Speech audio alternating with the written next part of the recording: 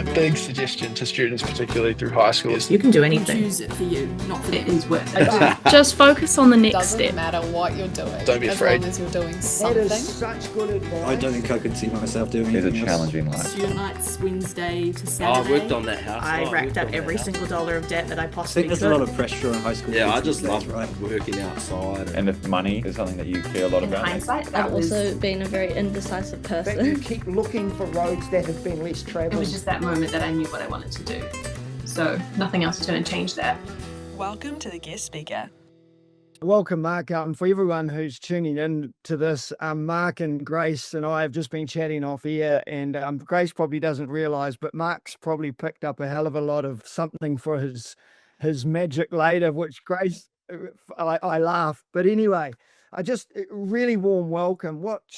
I obviously ran into you, it might have been 2 or 3 years ago when you visited my class.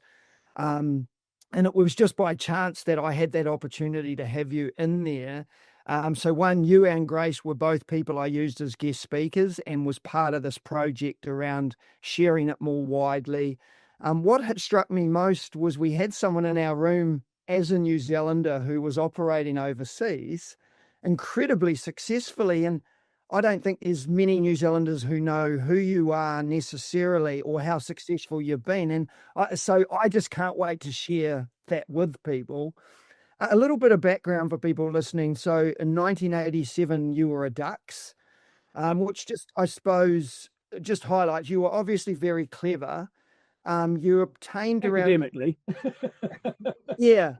You obtained 3 or 4 scholarships in your year 13 year. Again, I mean, putting you up in that upper echelon of kids in our country. You went to Otago to complete a mathematics degree, which we'll talk about later. And what I found interesting about that is the thought processes in maths link into your career in terms of logic structure, or there was a way you explained that link. And so there'll be kids out here who will resonate with that. Yeah. You are part of what is called the Magic Circle, which is the world's most prestigious magic society, and being a member of that is something, if people wanted to go Google that, they can. You've had over 20 years as one of the top professional magicians in the UK. You're described as a psychological mind reader. Yep. Which will and it's even talked about, it's sophisticated and intelligent. It's not a rabbit in a hat. It's slightly different, and we'll touch on that later. Sure. The Magic Circle headquarters are in Euston, London. Is that right? Yep. Yeah. An amazing building if you ever get the chance to visit it. Yeah, and I wanted to touch on that. It's a purpose-built building. It's called the Centre for Magical Arts. Yeah. There's a museum, a library, and a 160-seat theatre, which I'm sure you've performed in. I haven't actually. Oh, you haven't? Well, there you go. Yeah. And so my little background story, you walked into my room one day and you did a bit of a guest speaker about your time at school, which we'll touch on here. Yeah. And then you unwound in front of about 30-odd kids this chaotic magic experience where by the end of it, I was going to say there was deathly quiet. There wasn't. It was just mayhem as you pieced it all together. And for months afterwards, kids just came to my room saying, I still don't know what went on. And so there were, and I don't think we'll replicate that here, but your career we will. Yeah. This will be, I believe, for kids who are maybe natural born entertainers, but I'm not sure you were when you're at school. So that'll be an interesting thing. We can explore that. Yep. Yeah. And so look, it's all about relationships. I know you've been chatting to Grace off here, and I can only imagine what goes on inside your head. So look, thank you for being here. As a New Zealander, I'm really proud that there's someone like you out there flying a flag in a very different area. So welcome, thank you. And can I start by just taking you back to school? Because I've touched on it, but I really want your emotions and your feelings around your experience of school and education in New Zealand. Yeah, sure. Well, I mean, obviously, first thing to keep in mind is I'm 55 years old. So, that they say that the past is a different country. They do things differently there. So my school experience was quite mixed. I was really good academically, I discovered. And although it was funny, I never thought I could do maths until what was called fifth form in those days. So that'd be when they started letting us use calculators. And all of a sudden I realized it wasn't that I was bad at maths, I was just bad at remembering what things added up to. I couldn't keep the times tables in my head. At the time there wasn't much of an understanding of neurodiversity and things like dyspraxia and ADHD and things like that. But although I couldn't do sums, what I could do was really understand the theoretical concepts behind maths, and I'd always been very interested in science. So yeah, my school experience was that I really enjoyed the academic side of maths and sciences. Alongside that, though, was the problem that I was a bit of a weirdo, and I was an unusual child. Found it very hard to kind of make friends, and actually wound up in the playground in those days. I think difference just sort of would become a real magnet for bullies. And I was bullied quite badly at school for quite a period of time, really, until I hit the final year of school, when kind of the bullies had left and gone on to sort of do other. The academia wasn't for them, and things really changed for me then. But until that time, I wouldn't say school was a happy experience, but also I didn't feel like I could really ask for help. It's funny, when the bullying did come to light and staff became aware of it, and my parents became aware of it, all the adults were right onto it at that point. But I've always said being able to ask someone for help is a superpower, and unfortunately is one that I don't really have. I kind of have always had it in my head, that maybe it's the Kiwi man alone thing, but I always felt like I should be able to sort this problem out by myself, or deal with it myself, or just put up with it. And I think also, when I was much younger, I think there was almost this attitude in some sectors of society that, bullying, it'll toughen a boy up, Yeah. So, as I say, things were kind of different. I know from certainly my kids going through the schools in the UK that, to them, once I told my daughter off for bullying a younger brother, and she was horrified because to be a bully at her school was just the most awful thing you could be. And, I think, sort of attitudes to that kind of thing have changed a lot. Yeah. Yeah. No, and thank you for raising that, because I think there are a lot of kids who their experience still today. I mean, it's turned probably onto cell phones, kids sending messages at night. Yeah. So look, it's a reality for a lot of kids, and and you're right, it's not a toughening up experience; it's a bloody horrible one. So and sort of being, there's a real link between being bullied as a child and things like recurrent depressive disorder and mental health problems in later life. So, as I say, I think the one thing I'd say is asking for help is a superpower. And once staff and adults are aware of things, it can be sorted out. And sometimes, like at the time, I felt that was quite scary, because if I told on people, they'd probably just bully me more, was my thinking. So I kind of tried to hide it away and keep my head down. Once it all came out and bubbled into the surface where people were aware, I think that's when things did get sorted. So, when I said earlier, Mark, you may have been this flamboyant entertainer who wore hats to school and did magic tricks at lunchtime. The reality was that hadn't shown its head by then. No. Experience was in fact a subdued one, and the thought of being a magician was not on the radar at all. No, absolutely not. I mean, I kind of, as a very young kid, like a lot of really young kids do, I had a passing interest in magic, age sort of between 7 and 10, but never did much more than that. Learned a few card tricks that, okay, makes 3 piles of 7 cards, of which pile is your card, and okay, let's do that, and kind of those sort of self-working numbers type card tricks that kids often learn around that age. I think a lot of people a lot of kids have a passing interest in magic. They get a magic set or something like that. These days, you can very easily learn it on YouTube. The thing, the performance side was there. I do remember as a kid getting involved for the school plays, and as soon as I got the option to stop taking English because I had maths and science, words weren't really my forte. So I moved into discovered I could do drama instead of English. So I moved to doing that. So you've had this experience, but by year 13, you've clearly become successful in terms of your academia. At what point was your transition to uni, and particularly Otago? Where did that come from, and what was your plan behind that? Well, initially, I actually started university at Waikato, and was there, but then basically in my second year there, got a girlfriend, and after a year, her mum had passed away, and she wanted to move down to Dunedin just to be near a sister who she was close to. Losing her mum at a very young age, so she wanted to move down to Dunedin. And I thought, oh, why not? I might go down there too. So I went transferring halfway through a degree to Otago, and finished my degree there. Yeah. And so, what was the degree at that point? And it didn't change. You were doing a degree in what?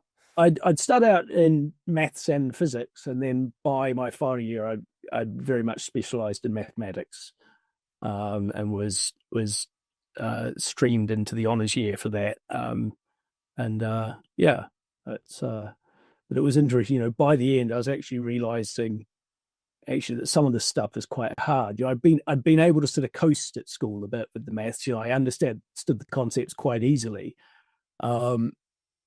But I was bright, but all of a sudden, whereas at Cambridge High School, I was, as you say, I was the duck. So I was sort of the best in my year at maths, and did quite well in exams and things.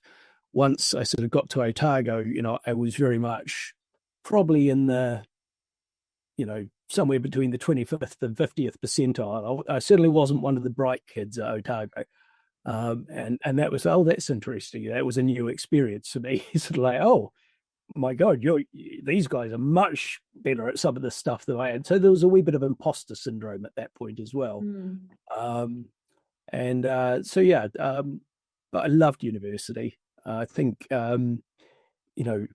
having sort of gone from sort of having real problems with self-esteem and self-image, once I kind of got out into the real world, it just felt like sort of all of a sudden around age 17, I got the hang of other people in a way that I hadn't had when I was a kid. And sort of moved on to being, I just developed social skills all of a sudden. There's a lot of kids, I think, Mark, that will, and this is what's good about this story, that the leaving of school is the making of them, whether that be into a job or I had kids who they naturally go to Wellington, where their bright coloured hair or their sexuality, whatever it is just far more accepted than, say, maybe a town of Cambridge. Absolutely. We kids all around the country that you're from Timaru and you're a bit different, and I just it's not an excuse for what goes on, but I think I was a bit different. I remember in my final year at school, I had sort of long hair halfway down my back, left, and when I finished university, I got recruited by an insurance company to train to be an actuary, which is a financial mathematician in the financial services sector. So explain that job to us, because does that job, it's still a job, that actuaries? Well, absolutely. No, they're still about it. It's a very important part of the insurance industry, because the insurance industry is effectively, you're pooling risk. Lots of people sort of pay in money, and say if someone has a car accident, then they get some of that money back. Actuaries work specifically with the rather morbid area of life insurance, and understanding the sort of the statistics and the probability of death, and sort of how you pull that risk, and how you make sure that the insurance company isn't going to go broke, that there's enough money set aside for paying out potential claims, all that sort of thing. which was horrendously dull. and you know, I got attracted because I think at university, as I say, I suddenly realized actually I'm no longer the brightest person in the class. I'm probably not even halfway up the scale of this group of people in the honours years. There were some incredibly intelligent people who were great fun and just incredible minds who I loved being at university with, and some of them were amazing backgammon players who spent a lot of time in the common room playing backgammon and eating baked potatoes. But yeah, so it was kind of like, well, what am I going to do? I could stay and be an academic, but I wouldn't be a top flight one. Maths degree, what am I going to do? And then all of a sudden it's like, you can be an actuary and earn really big money. And it was like, did you say big money? I remember there was a week living in Dunedin where I hadn't budgeted very well, and we wound up living on coffee and popcorn for a week because we'd run out of money for food. So, Mark, to jump back, I was a drama person myself in high school. So you've gone, I always like to get that in there when I can, but you've gone from high school where that was a part of it to then this full math, insurance mathy thing. Yeah. Like, where did the drama just go? I mean, we know now in hindsight it's come back at some point, theatrics, but did you completely put that to the side during the university? Yeah, I'd sort of like the drama would just be being in the school plays and taking drama, and I always enjoyed it. And I think I always had the intention to be involved later, but academic sort of stream, it wasn't somewhere, I had two things that I was studying in the sixth form, which is, I forget what the year that is, I think year 12. Year 12, yeah. Yeah. I had the drama and then I had the maths and sciences. There was one drama course that I was doing and 4 or 5 maths and science courses. Wow. So that was kind of where most of the action was. That was the thing that I was really good at. Those were the exams where I was always coming top of the class kind of thing. And so it kind of just made sense that that'd be the thing I'd go to university on. I never really did Amdram or anything like that. I enjoyed going to the theatre. I went to and saw a lot of theatre down in Dunedin, and there was some really fun stuff. But yeah, in terms of actually doing it, as you say, that sort of faded away at that point. Can I ask, Mark, have we got this wrong? Because is it more drama-based eventually what you do when we start talking about your emergence into the magic side? Yeah. Well, is it more maths, in fact? Is it more like... No, it's a performance. It's, I think, one of the early magicians, Robert Houdin, famous quote from him, a magician is an actor playing the part of the magician. Basically what you're doing is doing tricks on people, but you're then from there you are kind of trying to make it more than a trick. To be a really good magician, it has to be something that leaves people not just you and so you're fully very good, you smug git.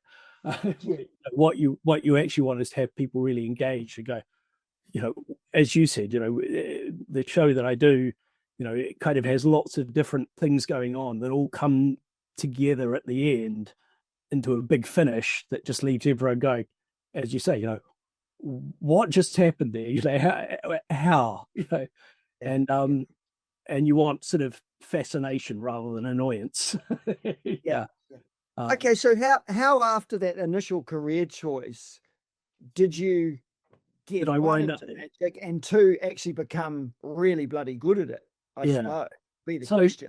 Yeah, so it started out as a hobby, and it's funny because, as I said, I had a passing interest in magic as a kid. I did the actuarial career for a few years, but decided it wasn't for me. And I think that the one thing I would say to anyone who's at school is don't worry too much about your career and what you're going to do, because, I had no clue just being at school what actually being out in the real world and having a job involved.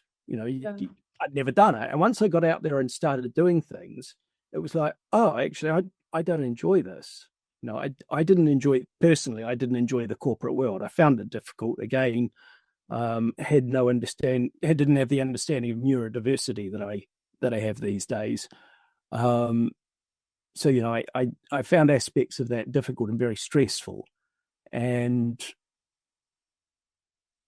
wound up, just not anyway. So from actuarial stuff, I sort of made a sideways move into marketing because I'd been an actuary in the marketing department helping them develop products. And they when I sort of decided to stop that, I moved into a project management role in the marketing department.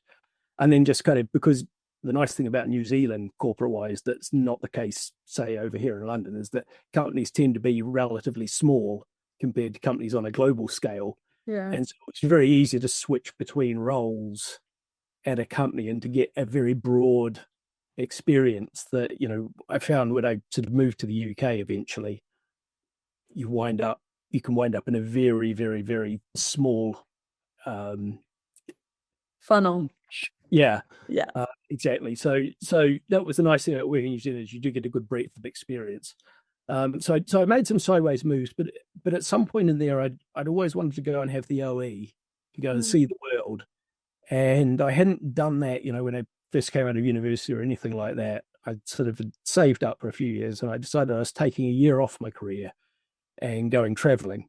And that's what I did. I went on a overland trip where basically you jump on the back of a truck with a whole lot of tents and a whole lot of other tourists, and you drive overland from Nepal to London.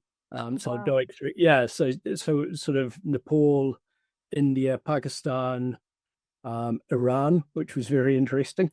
This was 1997, so quite a different world. So Iran, then Syria, Jordan, Egypt, back up through Syria and Jordan. You couldn't travel in Syria these days, but it was still a very interesting place. Over to Lebanon and Beirut, through Turkey, and then just very quickly across Europe to London right at the end. But yeah, so spent a year sort of seeing some really interesting parts of the world. And when I took the flight to Nepal to start this trip. And on the way there, I had a stopover in Bangkok. I'd spent a couple of nights in Bangkok. And there was this street magician doing this trick where he would take a silk hanky and, stuff it into his hand, and it was gone.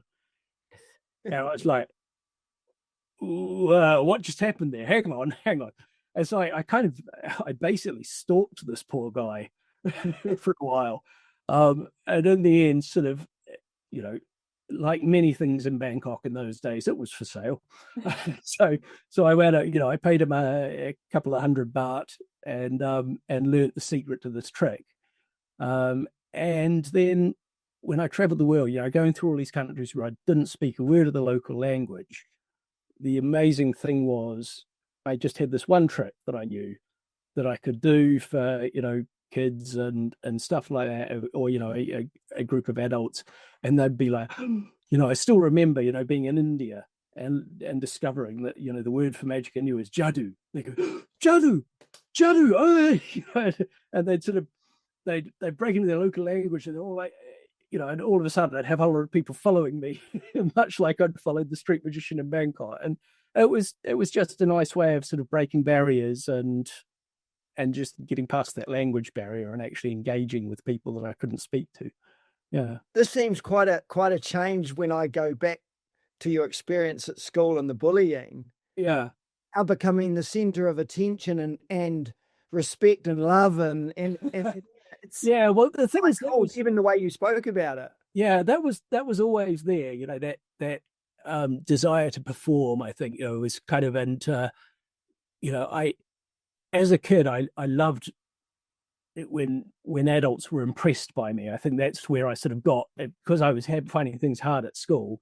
It was sort of being out in the world of adults, where I remember an aunt, looking at a book I was reading. I was aged about 7, and I sort of had my head in a book. She said, "What's that you're reading?" It's like, it was Warship Down. It was about that thick. And I remember her being like, whoa, you know, because to her, I was just this little kid reading this massive book. And I remember her being very impressed by that. And I think, you know, sort of my formative years, being able to impress adults with intelligence or with something that astonished them, just very much was what gave me my warm fuzzies as a kid. And that sort of, you know, I still joke with people that, you know, part of my, you know, part of the reason I'm so drawn to performances, you know, I'm doing the dance. Do you love me now, mummy? Do you love me now? You know, there's that aspect to it of just wanting, you know, certainly when I started anyway, you know, it's about wanting to impress other people. The nice thing about having now done it for 25 years is you sort of get over that. And actually, it's not about me meeting a need, but just me having fun, taking people back to this almost childlike experience. As adults, we're very used to understanding what's happening in the world around us. And when we see something that we don't really understand, you know, it can really just induce the sense of wonder. Where, you know, as kids, everything's amazing, everything's new and astonishing, and you've never seen it before. After, as an adult, you get used to that. And so when something surprising happens that you don't understand, you know, my job is to give people that sense of childlike wonder and excitement that they probably haven't felt in years. And it's a wonderful. And can I say that was the exact feeling, and that was the beauty of what you did in my room, was you took someone my age, and I had 17-year-olds with me, and we were all in the same boat. Like, I had no more clue, probably less so than they did, and the wonder and all, you know, which was amazing. So how did you go from one trick to now this international performer? You know, yeah. So basically, when I got to London, you know, back in those days, you know, nowadays it's very easy to learn magic online. But you know, and the thing is, you know, they always say a magician never reveals their tricks. So how are you going to learn? But actually, it's kind of. I once heard someone say that the door to magic isn't closed. It's just sort of, you know, sitting there. You just have to be willing to push on it to open it. You know, if someone comes up to me after all and says, "How'd you do that?" You know, I'm not going to tell them because I want them to retain the sense of mystery and wonder. What I will do, though, is if someone comes up to me and says, "Oh, look, I learned this magic trick online. You know, I can do this thing with, you know, look at what I can do." Then it's okay, that's different. You're willing to put in some effort and learn something. You're interested in this. You're engaged with it. You're not just curious about the method. Yeah. You'll put in the time and energy to learn to do it yourself. And some of that, as far as I'm concerned, they're a fellow magician. I'll happily talk for hours about how it all works with people who, you know, as I say, are willing to demonstrate that they're putting the effort themselves into learning magic. You know, yeah. So what you just went about learning more and more to the point where one day you were able to do a show. I visited a magic shop in London and bought a book at the time called Royal Road to Card Magic and learned a few card tricks. You know, and rather than being sort that kids do with counting, it, you know, some of them were proper, good, fascinating, amazing card tricks, and I learned how to do those, and you know, went from there. So, I mean, we did talk earlier about whether I do so. I'll show you something else. I've got a packet of cards here, Blair. I'll do this one for Blair because there's something I'm going to do for Grace later. Okay. But Can I before you start this, Mark, I'll just say to people, this is going to be on YouTube. So if they don't want the audio version of this, they can go onto YouTube and watch. But anyway, Mark's. I think people will be able to get the gist of it, even via audio. So you can see there, I'm holding up a packet of playing cards that you can see. Now, a lot of magicians will pull out a packet of playing cards. They tell you ordinary cards, no particular order. And if I was to say that about these, it'd be a complete lie. Because one of the things I've learned over the course of my life is I'm what's called dyspraxic. I basically, I'm very clumsy. This is a pair. I don't do the card tricks where, you know, lots of sleight of hand and stuff very often. This is a pack of cards that I've set up in advance. I'm dishonest, but I just like to be honest about how dishonest I am. Okay. I always say to people, I'm a mind reader, but the way you should think of me, I'm basically a fake psychic, or if you prefer the industry term for a fake psychic, a psychic, but just one who happens to be honest about the fact that I'm a liar and a cheat and a complete fraud. So having got that out of the way, a packet of playing cards there. As I say, I've arranged these in a particular way. All I want you to do, and just to be clear, we haven't set anything up in advance of this. I haven't asked you to say anything in particular or anything like that. It's 52 cards in this pack. I've taken the jokers out. All I want you to do, Blair, is just name a playing card. Do I say it now? Yeah, say it now. 6 of spades. 6 of spades. Good. Now, I did say I'd arrange the cards in a particular way. I'm going to take the cards out of the box and I'm going to spread through them. And as I spread through them, what you're going to notice is that in there, one of the cards, and only one of the cards, has been face down in the middle of a face-up pack. You can see that? Yep. You take that card out and show you. It's the 6 of spades. 6 of spades. Yeah. Oh, bugger me. Okay. So, yeah. I wish I'd said another card. Yeah, well, I'm glad you didn't, because that would have been rubbish. And like, I know I shouldn't say this, but I'm going to say it. Not that we're encouraging it, but like, is pickpocketing like a side thing that magicians could do? Because absolutely, it's certainly a related art, and there are a lot of magicians who do pickpocketing acts.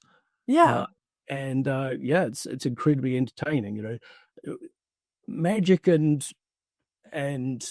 sort of dodginess have a long history of coexisting alongside one another. You know, the very first magic book that was written was called The Discovery of Witchcraft. And it was written back pre-Shakespearean times. Yeah. And it was basically it was designed as a book to expose how, magicians, because someone could do the cups and balls. And in those days, people were very superstitious. They'd think it was real magic, and this was witchcraft. And so this book was basically an expose on how, all the different techniques that these charlatans used to make people think they had magic powers.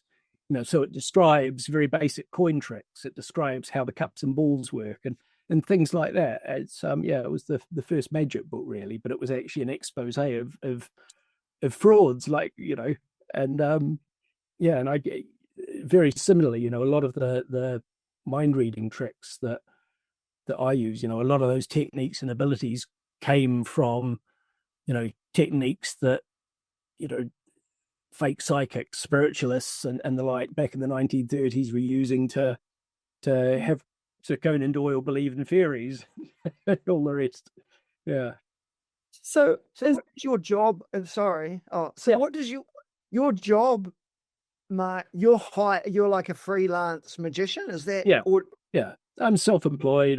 I just sort of largely by word of mouth or, people finding my website on Google or whatever, a lot of it's word of mouth or people who've seen me at something else.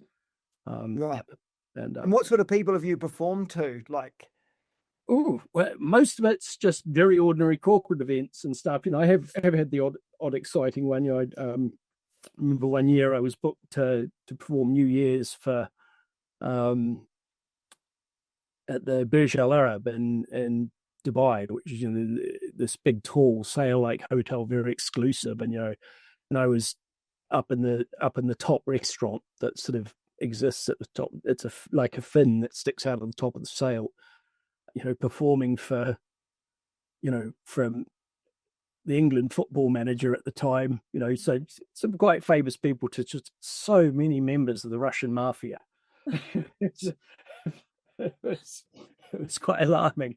Yeah, so that was an interesting way. But it's been all sorts of things. I remember once getting a booking where they said, "Look, we can't tell you who it's for, but turn up at this place at this time." Turned up. They said, "Have you got a phone on you?" And I said, "Yeah." They said, "Right, we're having that. Thank you."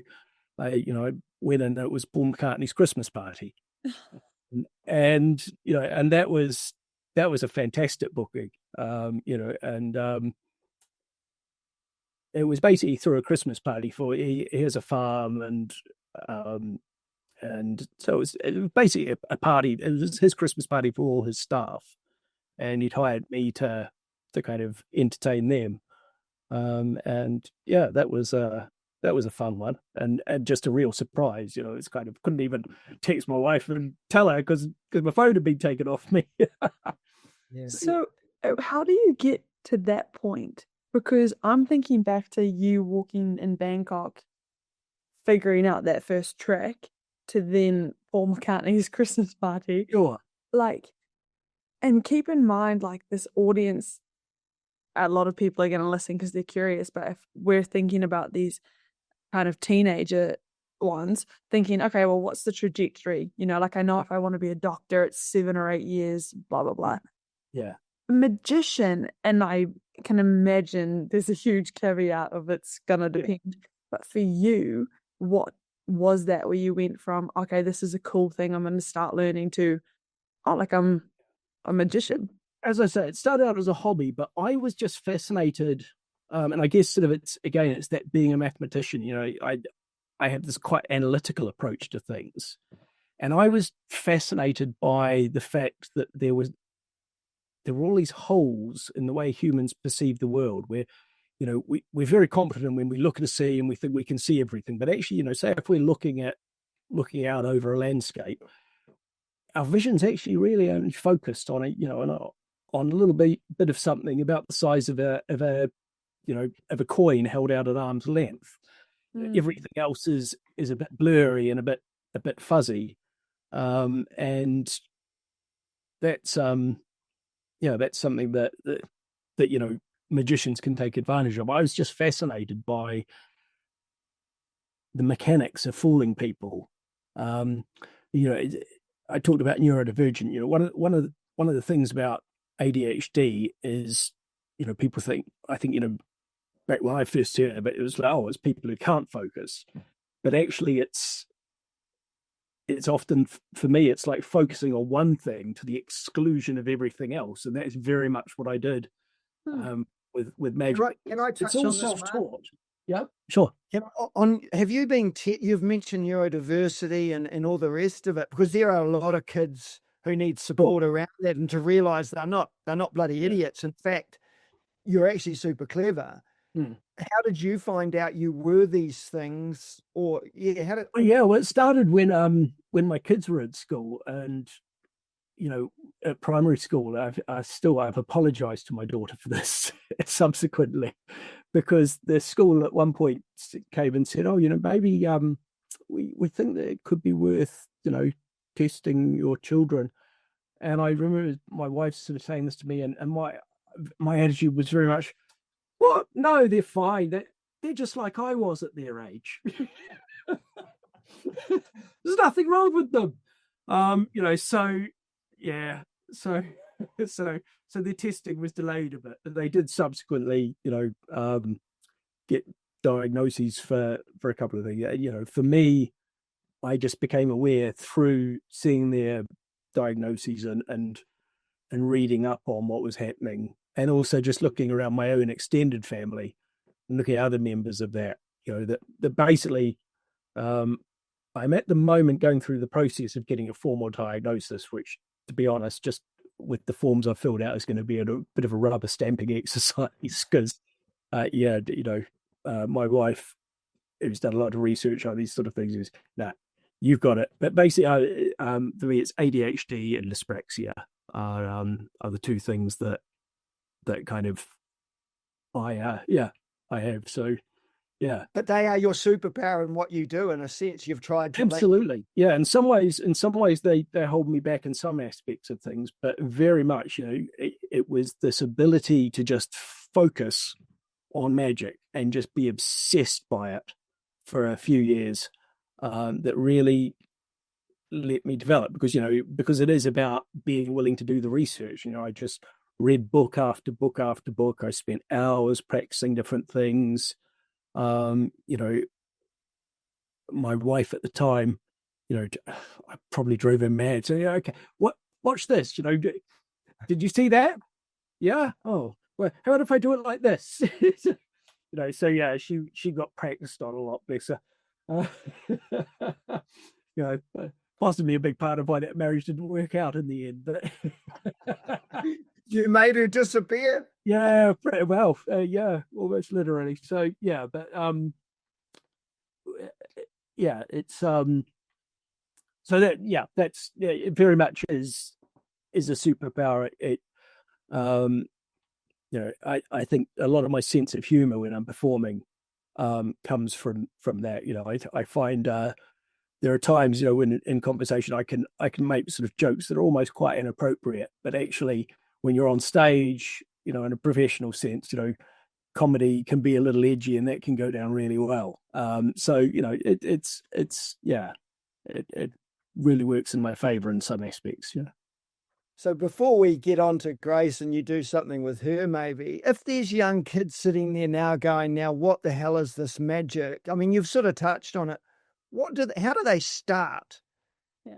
You've mentioned books. Is it now online? They YouTube? Absolutely. How would a kid start? You can go online and with a couple of search words, you can find tutorials that will teach you magic tricks. And I'd say don't worry too much about paying. Don't take someone's course initially. Just get the hang of a few things that you can learn for free on YouTube. See whether it's for you. Don't tell people how it's done. That's the biggest bit of advice. A magician never reveals their tricks. The big thing to have, because when you finish a trick, people are going to go, "How'd you do that then?" And the thing is to have somewhere to go after that. Because if you're just saying not telling, then you can just what you can do. The best thing to be able to do is say, "Well, should we try something else?" and have something else ready to go and ready to do for them. So learn a few tricks. Don't just have the one, and and take it from there. And just can I ask, just before we move on to, has it been a good career obviously you had a lot of potential earning with your first job. Yeah. Is this something that has given you a good life and a good lifestyle? Yeah, absolutely. It's had its ups and downs. I think I mentioned before we started, I had a period where after a divorce, one of the things with my neurodiversity, I'd been relying on my wife, had done a lot of stuff for me. And all of a sudden I was on my own, really, really missing my kids, got quite depressed. And of course, being a performer who works at night and mingles around at drinks parties, I was often being offered a drink. Would you like a drink? And, and basically, alcohol went from being something I, used to make the fun times funner, that I started using to try and make a miserable time feel better. Which, that'd be my other advice to people is that doesn't work. Try not to do that. And I wound up in a bit of a hole over the course of sort of 10 years or so. Developed a drinking problem, made functioning quite difficult. It's funny, I hate to admit this, but I could perform almost blind drunk, which was a terrible state to be in. But what it did mean is that I didn't get rebooked. There was a degree to which, problems with alcohol abuse actually kind of shut my career down for a while. I wound up dealing with that, getting some help for that. Again, as I said, asking for help is a superpower. Once I stopped trying to sort it out on my own and got some help for it, I was fine again. And I actually found in the process of that I was able to help other people as well, which was really nice. It helped sort of keep me on track for a bit, and helped other people sort out problems they were having. So that sort of wound up being quite an important and valuable part of my growth as a person. And, and part of also what led me to understanding a bit more about neurodivergence and the fact that maybe there was some stuff about me that I didn't really understand, that now that I do understand, it makes it a lot easier to cope with life, because I go, oh, right, I do that way. It doesn't mean I'm stupid or an idiot or a fool or, or all those things that, people told me all those lies I told myself about being clumsy or stupid or whatever. I now know, no, that's just how I'm built. And that's okay. I'm better at other things though. And it's okay to not be great at everything. Yeah. Thank you. Can I ask too, Mark, what's your connection to New Zealand still? Are you still really, I mean, you've been away for a long time. Yeah, it's funny. It's I came back, like I say, it was a year and a half ago, came back to visit my parents. I remarried a few years back, and my wife had never been to New Zealand. So I wanted to kind of show her where I was from and just give her a bit of context as to why I sometimes come out with weird words like pashing and stuff they have no equivalent over here. But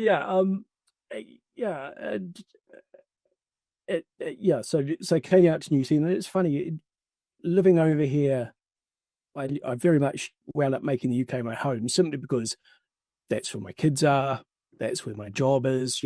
My job is quite specialised. I think it would be hard to do in a market the size of New Zealand. I do know that it's kind of variety entertainers that I saw in New Zealand. They wind up kind of having done it. Everyone's seen them after a few years. Everyone's seen their act, and I think you've got a limited shelf life in a market as small as New Zealand. I lived in Wellington. I had maybe at the time 200,000 people within an hour and a half's drive. Now where I live in the countryside in Oxfordshire. Lovely little village, beautiful fields, and drive past chocolate box, little thatched cottages and stuff like that. It's a really lovely place to live. But within an hour and a half's drive, I've got 20 million people, so I can work for.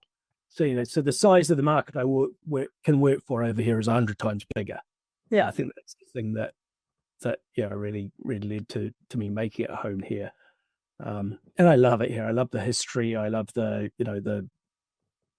culture. It's a really fascinating place. It's interesting to live somewhere different, but home's still always home. And I very much.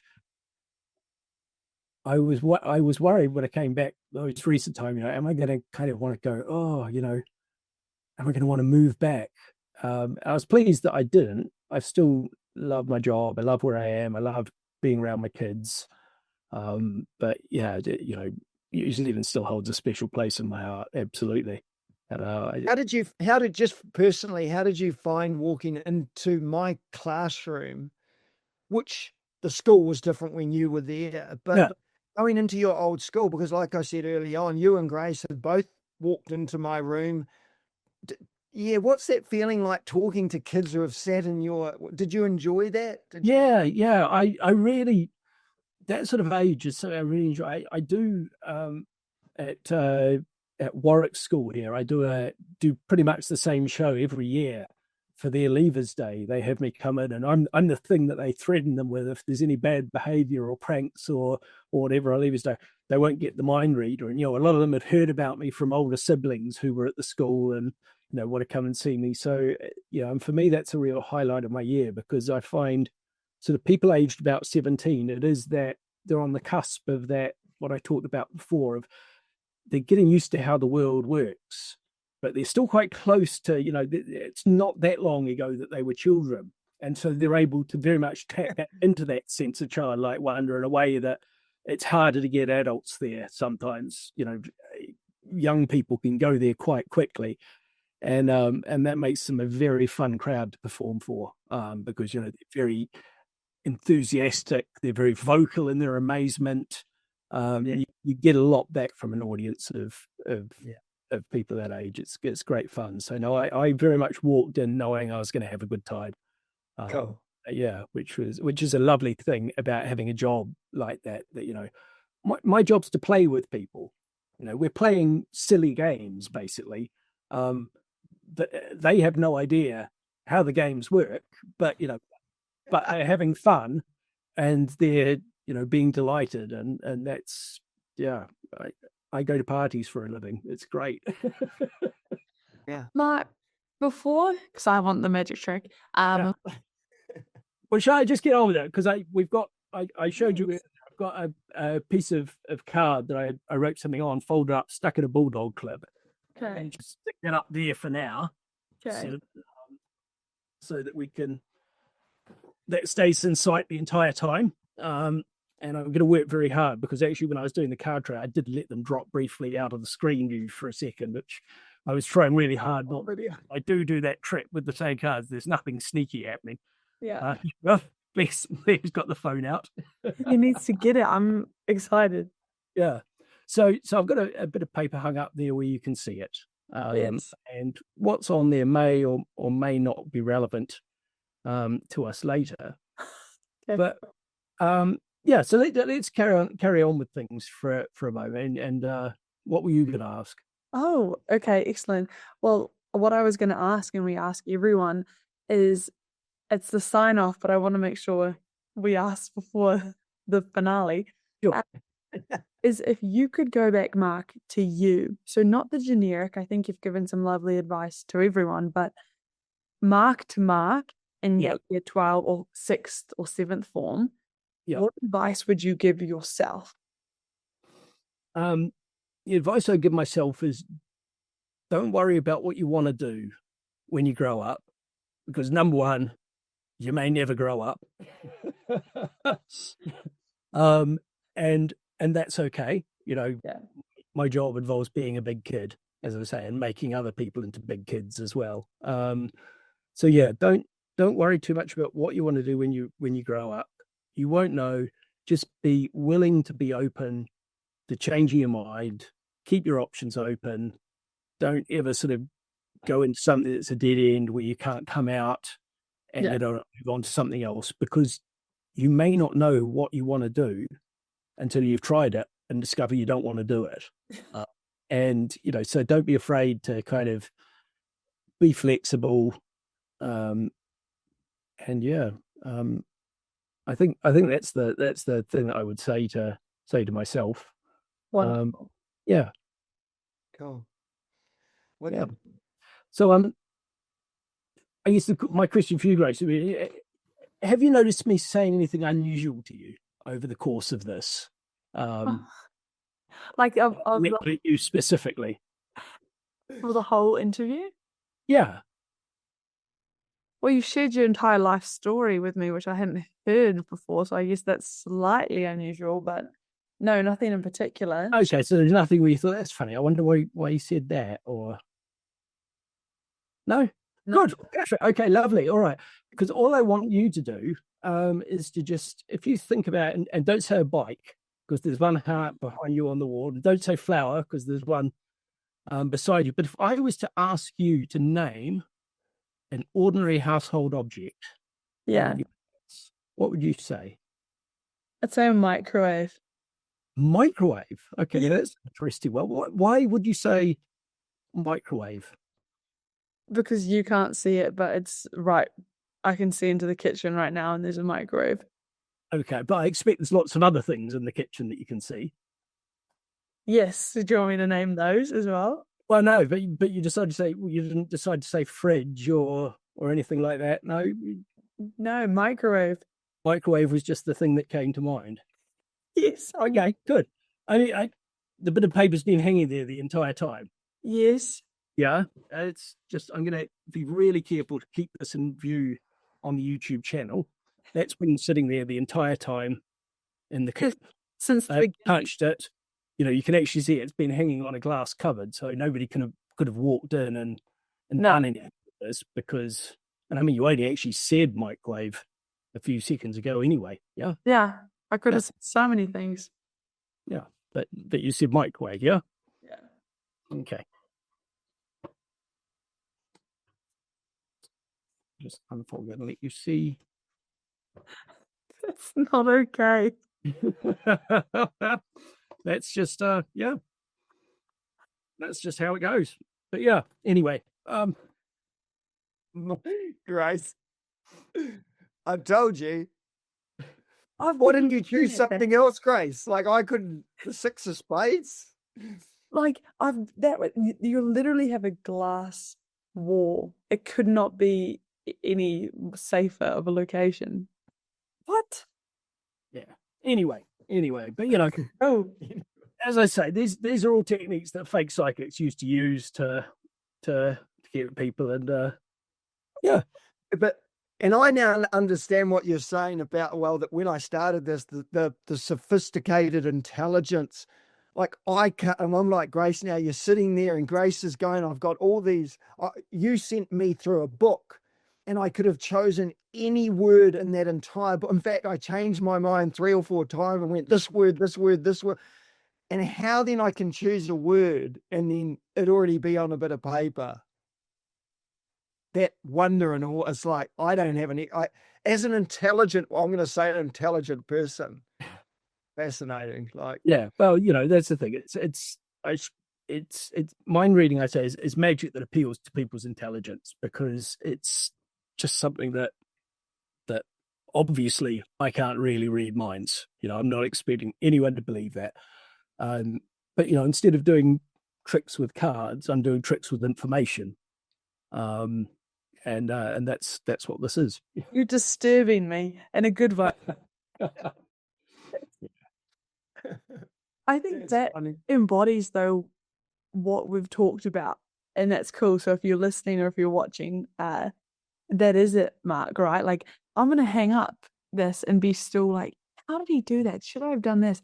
And it's allowed me the opportunity to be bewildered and to tap in and to have that fun.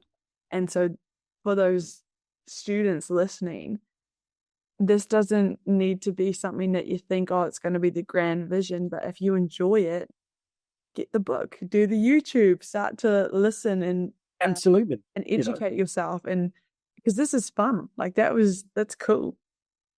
It's something that, it's great. It gets people talking, and and just leaves people with a sense of wonder and a sense of how, and it also strikes me, Mark, it's the opposite of often what we're achieving in education, which is learning all of the explained. Yeah. And we get rewarded with learning stuff everyone else already knows. Yeah. And I know people like Peter Jackson, if you asked him, he says, education, I want them to be far more creative. I need depth of thought. What you're doing is making me, it's completely against everything I've ever done. Yeah. And where I see value as a kid or when I'm as a teacher, I find it fascinating. It's wicked that it's an area, like you said, away from the norm. It's just not your usual magic tricks and stuff, and a lot of that was, I specialize in that because, as I say, I'm dyspraxic. I'm very clumsy. I can't do the sleight of hand stuff very well. You'd drown in the glass water box, would you? Yeah, absolutely. So when I do sleight of hand, it doesn't always work, and I'll get caught out on stuff, and that's absolutely fine, because I'm not claiming to really be psychic. These are tricks that I'm doing, and sometimes they don't always go to plan, and that's okay. I just move on, do something else. But it's a fun way to just make a living. And thank you. Look, I don't want to. Yeah, I'll let Grace finish off after me. But look, I just want to thank you so much for, I know you're in the UK and it's a big ask to come on here, but really appreciate your words and your honesty. I think the neurodiversity stuff is really interesting. We do have a lot of kids, in fact, more than ever being diagnosed, which is probably a good thing they have a diagnosis. Yeah. But by not having one, it never held you back, which I think is a really good message too. The bullying concept, because a lot of kids do deal with, whether it's small, medium or large amounts. As a kid, you face that stuff. And the alcohol stuff too, like divorce, changes in life. It's all real for everyone. So I just want to thank you for coming on, being honest with us and sharing a career path that it is entertainment, it is wonder and awe, and hopefully everyone can have a career. I had, as a teacher, wonder and awe when a kid would get something. So I suppose I was blessed with a similar thing, and that's all we can ask anyone, is that your job gives you some joy and some satisfaction. But I just appreciate your time, and I love what you do. It's been a pleasure. Thank you. And I still, Oh, Kim thinks about them. The microwave. Yeah. Yeah. Thank you Yeah, so much, Mark. Not a problem. Yeah. Yeah. Take care in regards to your mum and dad in Cambridge. But What? yeah. And Grace will be in touch. Yeah, I'll be in touch. You're super responsive on the email. I think this will come out in next week, but I'll let you know. You'll know when Okay. it's coming out. But just fun and trippy. Alrighty. Well, I'll Take care, Mark. yeah. Thank you very much. It's been a pleasure talking to you both. Cool. Thanks, mate. Thank All right, you. guys. Have a good one. Cheers. You too.